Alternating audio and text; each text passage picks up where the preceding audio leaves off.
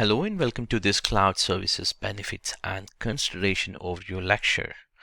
We will be talking about a look at the concepts that we'll be discussing in the next few lectures in this module. Now, over the next few lessons, we will be looking at cloud concepts, especially that benefits and consideration of using cloud services.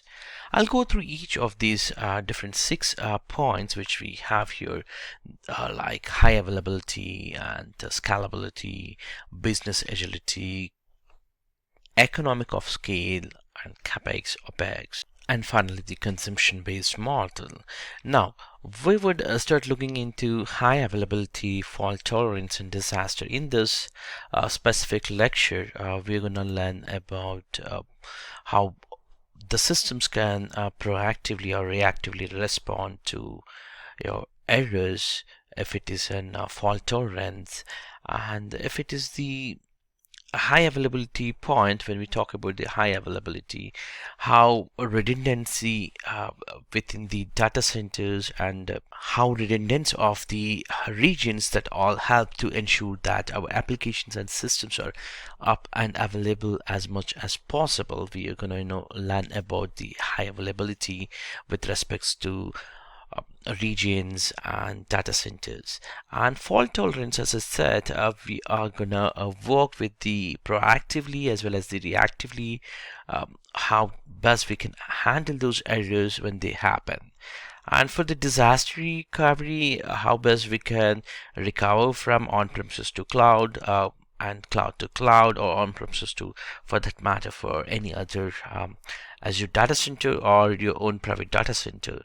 And also we talk about scalability and elasticity, and we will take a look at how we can increase and decrease the number of servers that we have, or maybe scaling up, another way, or scaling down, that based on our traffic and the load of our applications and the systems, and for the fine-tuning with the service performance. All that we would be looking into it in depth. And coming back to the business agility, we also look into this lecture how to use these cloud services. By using these cloud services, we can free up our business time and money and resources to pursue being more competitive in the market rather than focusing on our IT managing. We'll take a look at capital expenditures and operations expenditures, and we also compare both, and then with the traditional and data center investments required, more money upfront versus cloud model, where we pay only ongoing monthly cost based on our uses, right?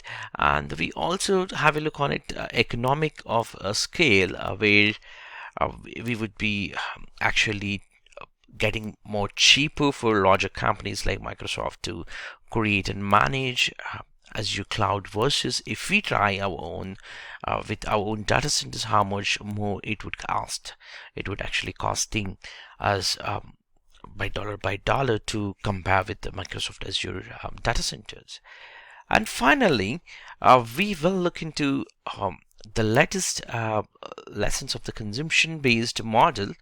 We will look at how using Azure cloud services allow us to only pay for the resources that are using, and only when we are using them, allowing us to achieve the most cost effective whenever it is possible. And that's the sixth point. So catch you in the next lecture. See you there.